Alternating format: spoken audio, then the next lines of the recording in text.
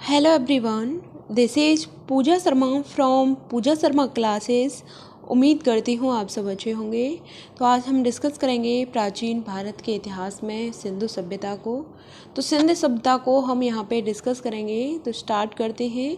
यहाँ पे मैंने सिंधु सभ्यता से संबंधित क्वेश्चंस लिए हैं, तो आपको अच्छे से समझना है।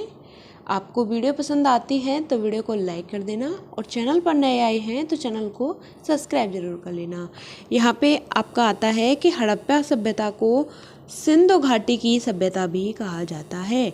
हड़प्पा सभ्यता को हम क्या कहते हैं? इसको हम सिंधु घाटी की सभ्यता भी कहते हैं। आपको ध्यान रखना है, अगर आपसे पूछा जाए हड़प्पा सभ्यता को हम किस और अन्य नाम से जानते हैं, तो आपको ध्यान रखना है कि इसको हम सिंधु घाटी की सभ्यता के नाम से भी जानते हैं।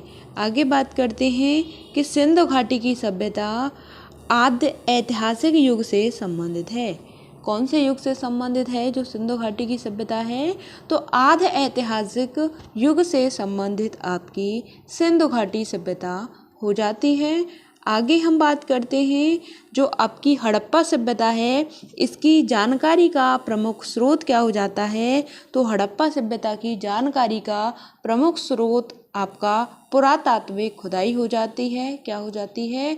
पुरातात्विक खुदाई हो जाती है। क्या? पुरातात्विक खुदाई हो जाती है, जो कि आपकी हड़प्पा सभ्यता की जानकारी के बारे में बताता है। इनके स्रोत को इकट्ठा करता है। क्या इकट्ठा करता है? कौन? तो यह आपकी पुरातात्विक खुदाई है, इसके माध्यम से। आगे हम बात करते हैं सिंधु घाटी की सभ्यता को हम किस अन्य नाम से जानते हैं? तो सिंधु घाटी की सभ्यता को हम नगरीय सभ्यता के नाम से भी जानते हैं। सिंधु घाटी की सभ्यता आपकी एक नगरीय सभ्यता थी। आगे हम बात करते हैं कि नगर नियोजन सिंधु सभ्यता की क्या है? महत्वपूर्ण विशेषता हो जाती है नगर नियोजन। ठीक, नगर नियोजन आपकी सिंधु घाटी सभ्यता की प्रमुख विशेषता हो जाती है। आगे हम बात करते हैं सिंधु सभ्यता में सड़कें एक दूसरे को समकोण पर काटती हैं। सिंधु सभ्यता में जो सड़कें हैं वह क्या करती हैं? एक दूसरे को समकोण पर काटती हैं। आगे हम बात करते हैं कि भारत में चांदी की उपलब्धता का प्राचीनतम साक्ष्य हड़प्पा संस्कृति से प्राप्त होता है। भारत में चांदी की उपलब्धता का प्राचीनतम साक्ष्य हड़प्पा संस्कृति से प्राप्त होता है। आगे हम बात करते हैं कि जुते हुए खेत का साक्ष्य कहाँ से मिलता है? कालीबंगा से मिलता है। जुते हुए खेत का साक्ष्य कहाँ से मिलता है? तो यह आपका कालीबंगा से मिलता है। आगे हम बात करते हैं कि सैंधव सभ्यता का बृहद स्नानागार मोहनजोदड़ो से प्राप्त हुआ था। सैंधव सभ्यता का बृहद स्नानागार कहाँ से प्राप्त हुआ था? तो हमें यह मोहनजोदड़ो से प्राप्त हुआ था। आगे हम बात करते हैं सिंधु सभ्यता का मेसोपोटामिया के साथ व्यापारिक संबंध था। मेसोपोटामिया के साथ व्यापारिक संबंध था किसका? सिंधु घाटी सभ्यता का। ठीक, मेसोपोटामिया के साथ व्यापारिक संबंध था सिंधु घाटी सभ्यता का। आगे हम बात करते हैं हड़प्पा सभ्यता का जो बंदरगाह था, तो कहाँ पे अवस्थित था? तो यह आपका लोथल में अवस्थित था। आपका जो सिंधु सभ्यता है, इसका जो बंदरगाह है कहाँ पर था? लोथल में था। आगे हम बात करते हैं भारत का वर्तमान में संपूर्ण हड़प्पा सभ्यता का सबसे बड़ा हड़प्पन पुरा स्थल कौन सा है? तो यह आपका राखीगढ़ी हो जाता है। भारत का तथा वर्तमान में संपूर्ण हड़प्पा सभ्यता का सबसे बड़ा हड़प्पन पुरा स्थल आपका राखीगढ़ी हो जाता है। आगे हम बात करते हैं सिंधु घाटी के लोग हैं वह मातृशक्ति में विश्वास रखते थे। किस में विश्वास रखते थे? सिंधु घाटी के जो लोग हैं वह आपके मातृशक्ति में विश्वास रखते थे। आगे हम बात करते हैं सिंधु घाटी के लोग पशुपति की पूजा करते थे। सिंधु घाटी के लोग किसकी पूजा करते थे? पशुपति की पूजा करते थे।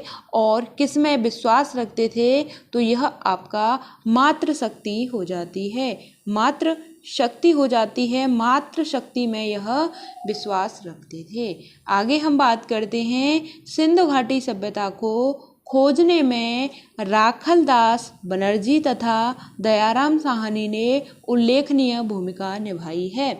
जो आपकी हड़प्पा सभ्यता थी, यहाँ से आपके पुरातात्विक स्रोत मिले थे, तो इसको खोजने में जो आपकी सिंधु सभ्यता है, जो सिंधु घाटी सभ्यता है, हड़प्पा सभ्यता है, इसको खोजने में राखल दास बनर्जी तथा दयाराम साहनी, इन दोनों की क्या है, बहुत ही महत्वपूर्ण भूमिका हो जाती है। यहाँ तक बात क्लियर। आगे हम बात करते हैं सर्वप्रथम मानव ने तामा धातु का उपयोग किया था।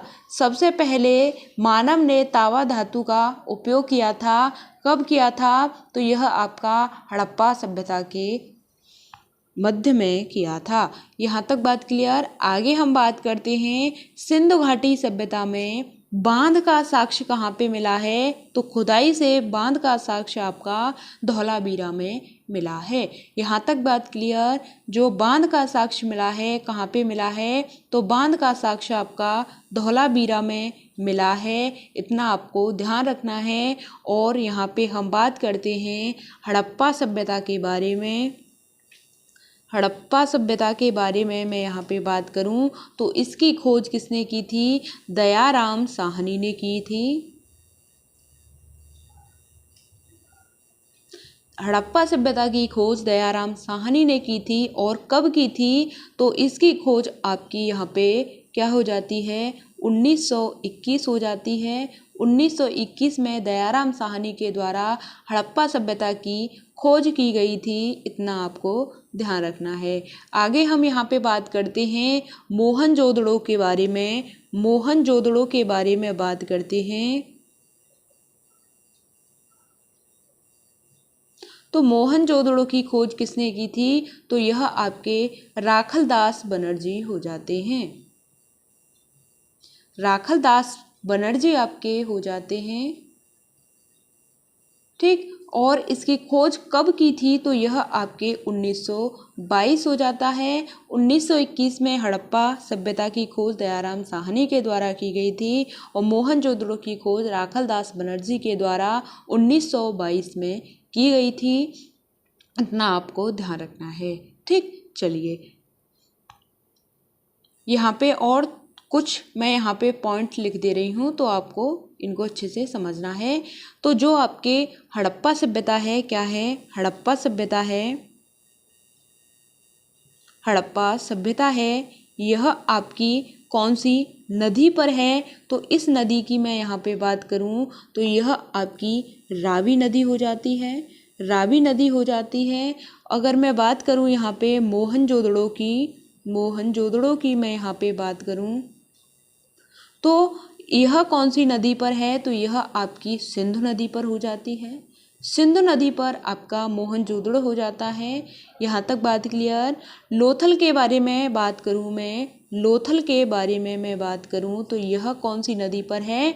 तो यह आपका भोगवा नदी पर है। भोगवा नदी पर आपका मोहनजोदड़ो हो जाता है। और मैं यहाँ पे कालीबंगा की बात करूँ, यह भी कई बार पूछा जा चुका है कालीबंगा के बारे में। कालीबंगा किस नदी के किनारे है?